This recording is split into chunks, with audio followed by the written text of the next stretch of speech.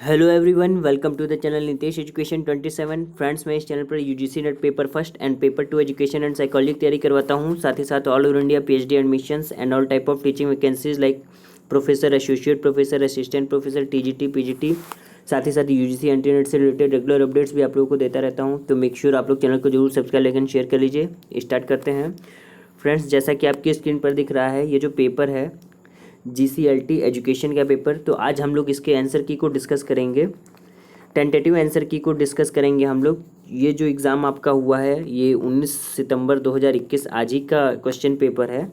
19 सितंबर 2021 GIC lecturer post के लिए ये एग्ज़ाम हुआ था और यूपीपीएससी ने ये एग्ज़ाम कराया है। तो आज ही ये एग्ज़ाम कंडक्ट किया गया है। तो इसके हम लोग टेंटेटिव आंसर की को डिस्कस करेंगे। एग्जैक्ट आंसर की आयोग के आंसर, ऑफिशियल आंसर की आने के बाद ही पता चलेगा। फिर भी हम लोग कोशिश करेंगे कि सही आंसर जो है टेंटेटिव आंसर की क्या हो सकती है, उसको डिस्कस करते हैं। जैसा कि आपके स्क्रीन पर दिख रहा है, स्टार्ट करते हैं। एजुकेशन सब्जेक्ट है इसका। देखिए, 2 पार्ट में पेपर हुआ था। पार्ट 1 जो है जनरल स्टडीज़ का था। कहने का मतलब ये है कि टोटल 2 घंटे का ही पेपर था, लेकिन उसमें टोटल क्वेश्चन जो थे 120 क्वेश्चन थे, जिसमें से 40 क्वेश्चन जो थे जनरल स्टडीज़ के थे और बाकी के क्वेश्चन जो होते हैं वो हैं 41 से 120 तक। ये कोर ऑप्शनल सब्जेक्ट जो आपका है, जैसे आपका एजुकेशन है तो उससे रिलेटेड, साइकोलॉजी है तो उसके 80 क्वेश्चन होंगे। यदि इंग्लिश है, ज्योग्राफी है, जो भी आपका सब्जेक्ट है ऑप्शनल, उससे रिलेटेड क्वेश्चंस होते हैं। मैक्सिमम मार्क्स 300 मार्क्स का ये पेपर होता है। नेगेटिव मार्किंग भी है इसमें 1/3। ठीक है, तो स्टार्ट करते हैं। जैसा कि आपकी स्क्रीन पर फर्स्ट क्वेश्चन दिख रहा है, प्लीज़ मेरी बातों को ध्यान से सुनिएगा, लिखने में स्पेलिंग मिस्टेक्स हो सकती हैं। तो क्वेश्चन नंबर 1 है आपका, the introvert the extrovert, introvert, ambivert classification of personality was given by. यानी कि व्यक्तित्व का बहिर्मुखी, अंतर्मुखी और उभयमुखी वर्गीकरण किसके द्वारा दिया गया था? ऑप्शन ए है आपका ऑलपोर्ट, बी है फ्रॉइड, सी है स्पीयरमैन और डी है जुंग। तो इसका जो सही आंसर है वो है ऑप्शन नंबर डी, जुंग इसका सही आंसर होगा। जुंग ने जो है इसको डिवाइड किया था पर्सनैलिटी को एक्सट्रोवर्ट, इंट्रोवर्ट और एम्बीवर्ट के फॉर्म में। साथ ही साथ एडिशनल इन्फॉर्मेशन मैं बता देना चाहता हूँ, अगर क्वेश्चन में केवल ये आता कि एम्बीवर्ट पर्सनैलिटी की बात किसने की थी, तो उस केस में आइजेंक आंसर होता। अगर ऑप्शन में आइजेंक दे रखा होता तो आइजेंक आंसर होता, जिन्होंने 1947 में ये बात कही थी कि एम्बीवर्ट पर्सनैलिटी भी कोई एक चीज़ होती है। अगर अन्यथा इसमें वो ऑप्शन नहीं है तो यहाँ पर कार्ल गुस्ताव जुंग ही इसके सही आंसर होंगे, ऑप्शन नंबर डी। और अगर एडिशनल इन्फॉर्मेशन की बात करें तो ऑलपोर्ट की जो थ्योरी है ट्रेड थ्योरी है। ठीक है, फ्राइड की जो है साइकोसेक्सुअल थ्योरी है। स्पीयरमैन का जो है टू फैक्टर थ्योरी है इंटेलिजेंस की। ठीक है, बाकी जुंग की थ्योरी है।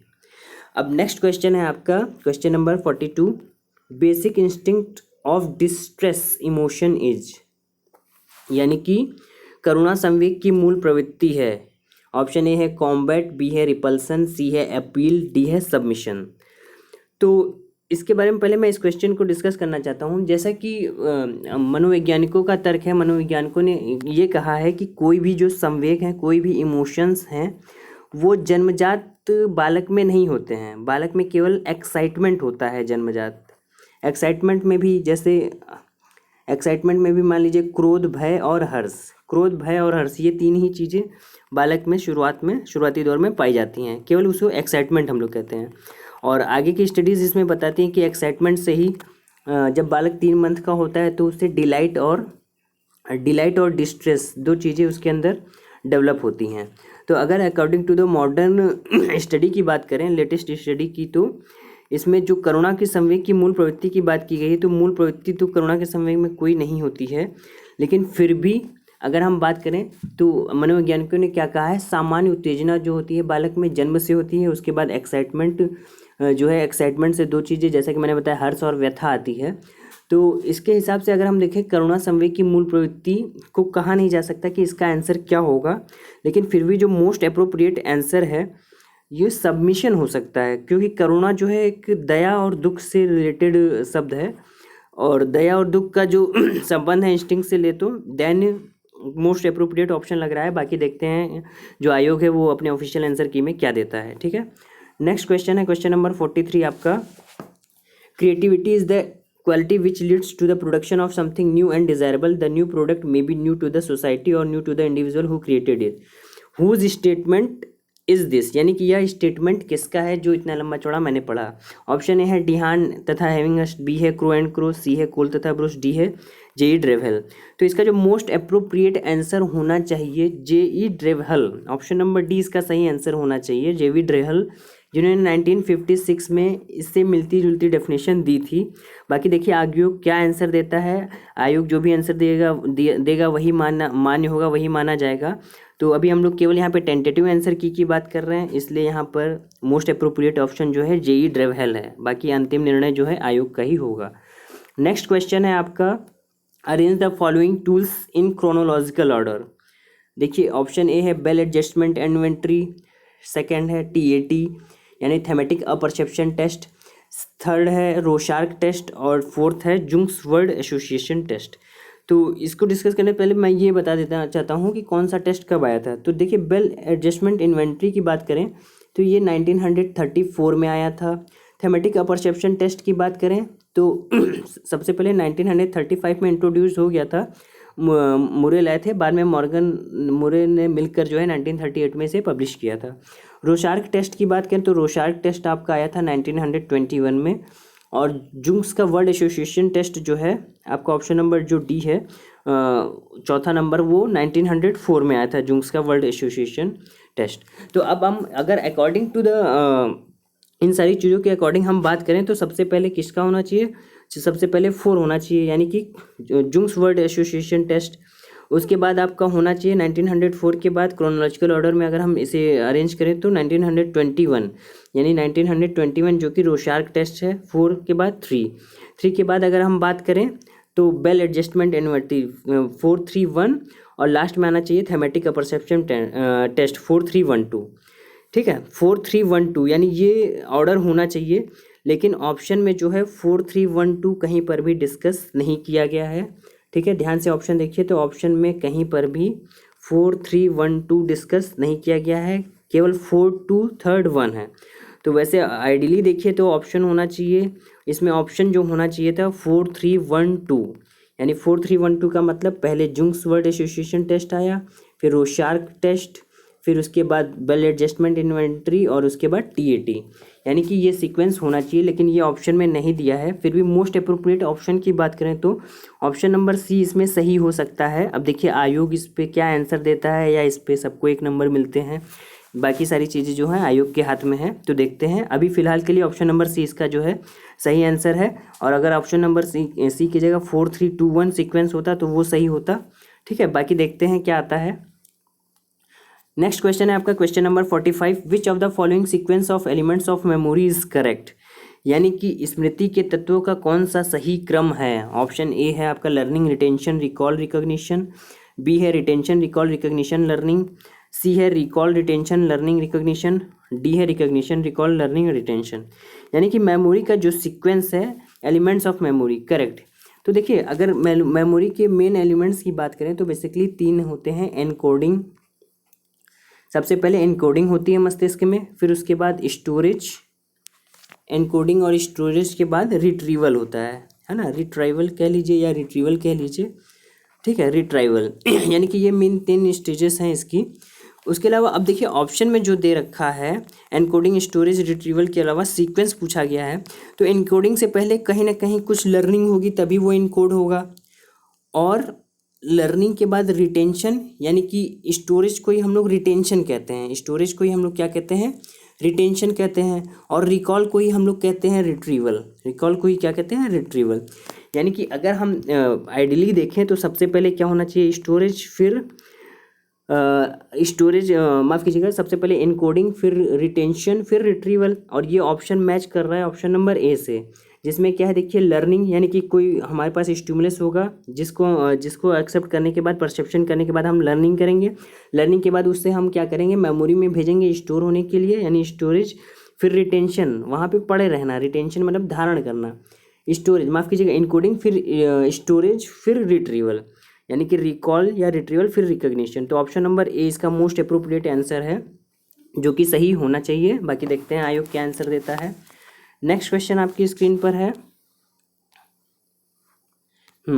Thematic apperception test personality is a, option A है situational test, sociometric test, option B, option C projective test, option D आपका है रेटिंग स्केल। तो यहाँ पे पूछा गया है जो टीएटी टेस्ट है वो किस टाइप का टेस्ट है, यानी कि थेमेटिक अ परसेप्शन टेस्ट कैसा टेस्ट है।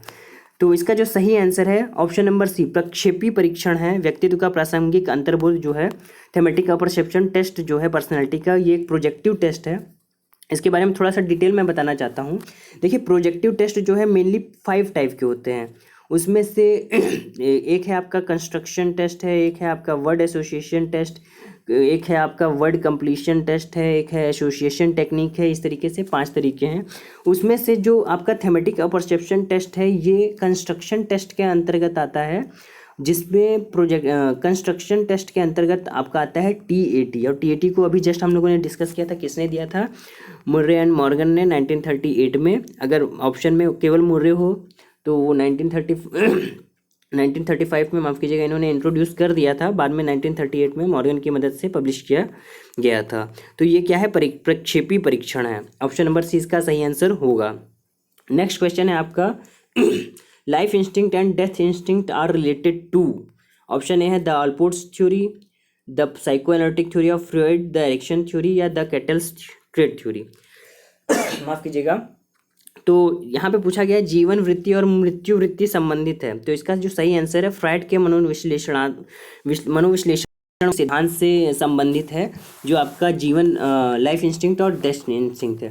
देखिए जो सिगमंड फ्राइड की साइकोएनालिटिक थ्योरी है, इसमें इन्होंने जो है 2 चीज़ें बताई हैं। जो आपका लाइफ इंस्टिंक्ट है, लाइफ इंस्टिंक्ट को उन्होंने बताया है इरोज यानी परम आनंद, और डेथ इंस्टिंक्ट को इन्होंने बताया है थैनाटोस यानी परम दुख यानी मृत्यु के सामान। इरोज और थैनाटोस जो है किसके अंतर्गत आते हैं, लाइफ और डेथ इंस्टिंक्ट के अंतर्गत आते हैं। और ये सिद्धांत किसका है, सिगमंड फ्राइड का सिद्धांत है, जिसे साइको एनालिटिक थ्योरी या साइकोसेक्सुअल थ्योरी भी कहते हैं। एरिक्सन का जो सिद्धांत है ये आपका साइको सोशल थ्योरी है। और जो ऑप्शन डी है कैटल्स ट्रेट थ्योरी, ये आपको पता ही है। तो ऑप्शन नंबर बी जो है इसका सही आंसर होगा, फ्राइड के मनोविश्लेषणवादी सिद्धांत द्वारा। ठीक है, नेक्स्ट क्वेश्चन है आपका question number 48, with reference to emotions which of the following statement is are correct, यानी कि संवेग के संदर्भ में कौन सा सही है। ऑप्शन ए है संवेगात्मक अनुभूतियों के साथ कोई ना कोई मूल प्रवृत्ति अथवा मूलभूत जैविक चालन जुड़े रहते हैं। सेकंड ऑप्शन है संवेगों को शारीरिक परिवर्तन के द्वारा नहीं पहचाना जा सकता है। तो देखिए यहाँ क्वेश्चन ध्यान से समझिएगा, इसमें पूछा गया है संवेगों के संदर्भ में निम्नलिखित में से कौन सा कथन सही है। तो पहला कथन तो बिल्कुल सही लग रहा है, जो इमोशनल एक्सपीरियंसेस हैं वो हमारे इंस्टिंक्ट या बायोलॉजिकल ड्राइव से जुड़े रहते हैं। जैसे हमें भूख लगी होती है तो हम चिड़चिड़ापन हमारे अंदर आ जाता है, गुस्सा आ जाता है, या हमें मान लीजिए कोई भी किसी पे क्रोध आ रहा है या कुछ भी हो रहा है किसी कारण से, तो वो सारी चीज़ें हमारे कहीं ना कहीं इंस्टिंक्ट से रिलेटेड होती हैं, हमारे ड्राइव से रिलेटेड होती हैं। अब सेकंड ऑप्शन आपका कह रहा है संवेगों को शारीरिक परिवर्तन के द्वारा नहीं पहचाना जा सकता है। बिल्कुल गलत बात है, संवेगों को शारीरिक परिवर्तन के द्वारा पहचाना जा सकता है। जैसे आप जैसे देखिए इमोजीज हम लोग क्यों बनाते हैं मोबाइल में, क्योंकि इमोजीज मनुष्यों को देख के ही बनाया गया है। अगर थोड़ा सा दुख वाला इमोजी है या आपका चेहरा सैडनेस है तो हम समझ जाएंगे आप किसी बात से दुखी हैं, या आप क्रोध में हैं तो आंखें भौहें चढ़ी हुई होंगी, आंखें लाल लाल होंगी, हाफ रहे होंगे, पसीना निकल रहा होगा, तो इससे पता चल जाता है आप क्रोध में हैं। तो संवेगों का शारीरिक परिवर्तन यानी बॉडली चेंजेस से हम संवेगों को पहचान सकते हैं, यानी कि ये कथन गलत है इसमें। तो अगर हम बात करें केवल कथन एक सत्य है, ऑप्शन नंबर ए जो है इसका मोस्ट अप्रोप्रिएट आंसर सही होना चाहिए। बाकी देखिए आयोग क्या देता है। ठीक है, नेक्स्ट क्वेश्चन है आपका, which of the following is not a theory of personality. तो इसमें से कौन सी थ्योरी व्यक्तित्व का सिद्धांत नहीं है। तो देखिए जो फ्राइड की psycho analytic theory of fried, ये तो पर्सनैलिटी थ्योरी है। ट्रेट थ्योरी ऑफ ऑलपोर्ट, ये भी पर्सनैलिटी थ्योरी है। ह्यूमनिस्टिक थ्योरी ऑफ मैस्लो, ये भी पर्सनैलिटी की थ्योरी है। जो सोशल इंटरेक्शन थ्योरी है ये पर्सनैलिटी थ्योरी नहीं है, ये एक तरीके से कह लीजिए वाइगोस्की की थ्योरी है, सोशियो कल्चरल थ्योरी उसको हम कह सकते हैं, या सामाजिक सांस्कृतिक सिद्धांत, जो कि लेव वाइगोत्स्की द्वारा दिया गया था, जो कि रशियन साइकोलॉजिस्ट थे। अगर हम बात करें सामाजिक अंतःक्रिया सिद्धांत में भी कई सिद्धांत हैं, लेकिन यहाँ पे मैंने जस्ट एक एग्जांपल बताया है। तो सामाजिक अंतःक्रिया सिद्धांत जो है आपका पर्सनैलिटी से रिलेटेड नहीं है। ऑप्शन नंबर डी इसका जो है सही आंसर है। ठीक है, दिए गए ऑप्शंस में से मोस्ट अप्रोप्रिएट ऑप्शन जो है ऑप्शन नंबर डी है। नेक्स्ट क्वेश्चन है आपका, ब्रूनर के संज्ञानात्मक विकास के सिद्धांत की अवस्थाओं का सही क्रम है। तो इसमें जो है क्या, इनएक्टिव आइकॉनिक सिंबॉलिक बी है, आइकॉनिक इनएक्टिव सिंबॉलिक सी है, सिंबॉलिक आइकॉनिक इनएक्टिव डी है, इनएक्टिव सिंबॉलिक आइकॉनिक। तो इसका जो सही आंसर होगा ऑप्शन नंबर ए, इनएक्टिव आइकॉनिक और सिंबॉलिक मोड। यानी कहने का मतलब यह है कि ब्रूनर ने जो अवस्थाएं बताई हैं उसमें यह कहा है कि बच्चा पहले संक्रियात्मक अवस्था में होता है जिसमें चीज़ों को उसे रियल ऑब्जेक्ट दिखाने होते हैं किसी भी कॉन्सेप्ट को सिखाने के लिए। उसके बाद बच्चा ये सीखने के बाद क्या है, बच्चा जो है दृश्य प्रतिमा विजुअल मोड में आ जाता है, यानी उसके मात्र चित्र देखने से ही वो बच्चा समझ जाता है कि हाँ ये पर्टिकुलर ऑब्जेक्ट है, और उसके बाद मात्र सिंबल लिखने से ही वो समझ जाता है। जैसे मान लीजिए एप्पल है, एप्पल का कॉन्सेप्ट सिखाने के लिए बच्चों को पहले रियल एप्पल दिया जाता है, ये आपका जो है संक्रियात्मक अवस्था है। उसके बाद उसकी फ़ोटो दिखा दी जाती है, उसके बाद सिंबल फॉर्म में जैसे जैसे बच्चा डेवलप होता है उसका डेवलपमेंट होता रहता है। तो ऑप्शन नंबर ए जो है इसका सही आंसर होगा। नेक्स्ट क्वेश्चन है आपका, which of the following aspect has not been included in the Torrance description of creativity. यानी कि टॉरेंस के सृजनात्मकता के विवरण में निम्नलिखित में से कौन सा पहलू शामिल नहीं है। फ्लेक्सिबिलिटी है या ओरिजिनलिटी है या फ्लुएंसी है या नॉवेल्टी है। तो इसका जो सही आंसर है, इसमें पूछा गया है कौन सा पहलू शामिल नहीं है। क्वेश्चन जरूर ध्यान से पढ़िएगा। ऑप्शन नंबर डी इसका जो है सही आंसर है नॉवेल्टी। यानी कि टॉरेंस का जो डिस्क्रिप्शन है क्रिएटिविटी का उसमें उन्होंने नॉवेल्टी को इंक्लूड नहीं किया है। बाकी फ्लेक्सिबिलिटी, ओरिजिनलिटी, फ्लुएंसी और इसके साथ साथ चौथा जो एलिमेंट इन्होंने इंक्लूड किया है उसको इलेबोरेशन कहा है इन्होंने। इलेबोरेशन को इन्होंने जो है इंक्लूड किया है। ठीक है, तो ऑप्शन नंबर डी जो है इसका सही आंसर होगा। यानी कौन सा पहलू शामिल नहीं है, नवीनता शामिल नहीं है। नेक्स्ट क्वेश्चन है आपकी स्क्रीन पर, हाइंस डिलेमा इज एसोसिएटेड विद। अब हाइंस डिलेमा जो है किससे संबंधित है, पियाजे के संज्ञानात्मक सिद्धांत से है या बेंडूरा के सामाजिक अधिगम सिद्धांत से है या कोलबर्ग के नैतिक विकास सिद्धांत से या एरिक्सन के मनोसामाजिक सिद्धांत से। तो जो हाइंस डिलेमा है वो Kohlberg's theory of moral development से रिलेटेड है। यानी लॉरेंस कोलबर्ग ने जो है एक मोरल डेवलपमेंट की थ्योरी दी थी, उसमें उन्होंने इसी में हाइंस डिलेमा की बात की है। हाइंस डिलेमा को दरअसल, डिलेमा का मतलब होता है धर्म संकट। धर्म संकट का मतलब ये होता है जब हमारे पास कोई समस्या ऐसी आ जाती है जिसका समाधान हमें समाज के सारे नीति नियमों निर्देशों और गुड एंड बैड एथिक्स ये सारी चीज़ों को भूल कर लेना होता है, सर्वोपरि होता है वो निर्णय। तो हम वहाँ पर जो है एक धर्म संकट में आ जाते हैं कि इसको बचाएं या उसको बचाएं या कौन सा निर्णय लें। जब हमारे सामने 4 ऑप्शन होते हैं और चारों सही होते हैं तो हम सोचते हैं किस ऑप्शन को चूज़ करें, या चारों गलत होते हैं तो हम सोचते हैं किस ऑप्शन को रिमूव करें। तो हाइंस डिलेमा का मतलब धर्म संकट है, यानी व्यक्ति ऐसे दो राहों पर आकर खड़ा हो जाता है कि वो खुद डिसीजन नहीं ले पाता है कि क्या किया जाए क्या नहीं किया जाए, और मोस्ट अप्रोप्रिएट डिसीजन वो आगे चल के लेता है जो उसके पर्सनल लेवल पर उसको सही लगता है। तो ऑप्शन नंबर सी इसका सही आंसर होगा। हाइंस डिलेमा किससे संबंधित है, कोलबर्ग के मोरल डेवलपमेंट थ्योरी से संबंधित है। नेक्स्ट क्वेश्चन है आपका, सूची 1 को सूची 2 से मिलाइए।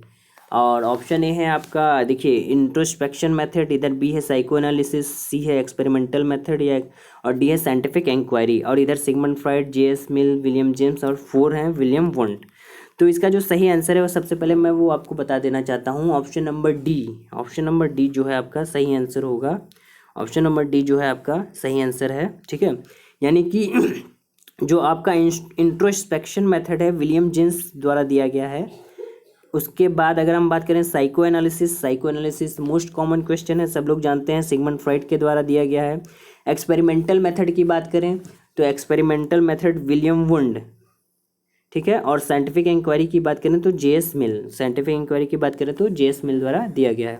तो ऑप्शन नंबर डी इसका जो है सही आंसर होगा। अब बढ़ते हैं नेक्स्ट क्वेश्चन की ओर। Individual psychology of personality was given by, यानी इंडिविजुअल साइकोलॉजी ऑफ पर्सनालिटी किसके द्वारा दी गई। ऑप्शन ए है जुंग, बी है आइजेंक, सी है एडलर, डी है रोजर्स। तो इसका जो सही आंसर है एडलर द्वारा, अल्फ्रेड एडलर द्वारा जो है इंडिविजुअल साइकोलॉजी का कॉन्सेप्ट दिया गया है। व्यक्तिगत मनोविज्ञान का कॉन्सेप्ट किसके द्वारा दिया गया है, अल्फ्रेड एडलर के द्वारा। बाकी अगर एडिशनल इन्फॉर्मेशन की बात करें तो जो जुंग है इनकी एनालिटिकल थ्योरी है, आइजेंक की जो है डायमेंशनल थ्योरी के अंतर्गत इनको रखा गया है, और रोजर्स की जो थ्योरी है पर्सन सेंटर थ्योरी है। तो ऑप्शन नंबर सी इसका जो है सही आंसर होगा एडलर द्वारा। नेक्स्ट क्वेश्चन है आपका, data generated by which test may not be amenable to parametric test, यानी कि किस परीक्षण द्वारा प्रदत्त प्राचलिक परीक्षण के लिए प्रयुक्त नहीं होगा। यानी कि जो डेटा कलेक्शन किया जाता है वो पैरामेट्रिक टेस्ट में अगर हम किसके द्वारा डेटा कलेक्ट करें कि वो उपयुक्त ना हो। तो रेटिंग स्केल है, अचीवमेंट टेस्ट है, इन्वेंट्री है, ये तीनों जो है पैरामेट्रिक टेस्ट के लिए जो है बहुत ही एमेनेबल हैं, है ना, बहुत ही उपयुक्त माने जाते हैं। लेकिन जो ऑप्शन नंबर डी है ओपन एंडेड क्वेश्चनेयर, ये मोस्ट इनएप्रोप्रिएट ऑप्शन है क्योंकि ये उपयुक्त नहीं होगा। तो ऑप्शन नंबर डी इसको सही होना चाहिए, ओपन एंडेड क्वेश्चनेयर, क्योंकि ओपन एंडेड क्वेश्चनेयर ऐसे वैसे क्वेश्चनेयर होते हैं जिसमें कि स्कोरिंग में सब्जेक्टिविटी आ जाती है, और सब्जेक्टिविटी जब आ जाएगी तो पैरामेट्रिक टेस्ट के लिए क्या है, हमें ऑब्जेक्टिविटी चाहिए, एनपीसी बेस्ड डेटा चाहिए, तो यहाँ पर रिजल्ट्स गड़बड़ हो सकते हैं। तो ऑप्शन नंबर डी जो है इसका मोस्ट अप्रोप्रिएट ऑप्शन होना चाहिए, यानी कि इस परीक्षण द्वारा प्रदत्त प्राचलिक परीक्षण के लिए उपयुक्त नहीं होगा, मुक्त प्रश्नावली द्वारा, ओपन एंडेड क्वेश्चनेयर द्वारा। नेक्स्ट क्वेश्चन है आपका, a researcher wants to develop an attitude skill for this, he does item analysis during the analysis the researcher, यानी कि एक शोधकर्ता आवृत्ति मापनी का निर्माण करना चाहता है, इसके लिए वह पद विश्लेषण करता है। पद विश्लेषण के दौरान शोधकर्ता को should calculate difficulty value, should calculate discrimination index only, should calculate both difficulty value and discrimination index. And next है आपका should neither calculate difficulty value nor calculate discrimination index. तो इसका देखिए जो सही आंसर होगा वो पहले मैं आपको बताना चाहता हूँ। मोस्ट अप्रोप्रिएट आंसर जो होगा ऑप्शन नंबर सी, कठिनाई स्तर और विभेदात्मक सूचकांक दोनों निकालने चाहिए, है ना, कठिनाई स्तर और विभेदात्मक सूचकांक दोनों निकालने चाहिए। क्यों? क्योंकि जो डिफ़िकल्टी इंडेक्स है, डिफ़िकल्टी इंडेक्स का जो रिलेशन होता है डायरेक्टली रिलायबिलिटी से होता है, यानी आइटम्स की आपका जो है आइटम्स की डिफ़िकल्टी लेवल का जो है रिलायबिलिटी से संबंध होता है, और जो आइडियलिस्टिक वैल्यू मानी गई है 0.75 मानी जाती है, यानी डिफ़िकल्टी वैल्यू किसी भी आइटम की क्या होनी चाहिए, 0.75 होनी चाहिए, 0.75, प्लीज़ ध्यान से सुनिएगा। और अगर डिस्क्रिमिनेशन इंडेक्स की बात करें तो जो आइटम का डिस्क्रिमिनेशन इंडेक्स होना चाहिए आइडियली 0.5 होना चाहिए। आइडियली 0.5 का मतलब क्या है कि जो कैलकुलेशन है पी और क्यू, जैसे मान लीजिए कि पी है, पी का मतलब है पास अपॉन टोटल। पास अपॉन टोटल का मतलब क्या कि मान लीजिए कोई क्वेश्चन है जिसमें से 100 में से 80 बच्चों ने जो है सही आंसर दिए, तो यहाँ पर डिस्क्रिमिनेशन इंडेक्स इस उस आइटम का कितना हो जाएगा, 0.8। ठीक है, इसी तरीके से क्या बोलते हैं कि फेल बच्चों 20 बच्चे फेल हो गए तो एफ के रिस्पेक्ट में क्या है 20/100, यानी डिस्क्रिमिनेशन इंडेक्स 0.2 हो गया। यानी अगर हम बात करें डिस्क्रिमिनेशन इंडेक्स आइडियली क्या होना चाहिए, 0.5 होना चाहिए, और रिलायबिलिटी क्या होनी चाहिए, 0.75 होनी चाहिए। यानी कि किसी भी आइटम के लिए दोनों चीज़ें ज़रूरी हैं आइटम एनालिसिस के लिए, उसका डिफ़िकल्टी लेवल और उसका जो है आपका डिस्क्रिमिनेशन इंडेक्स।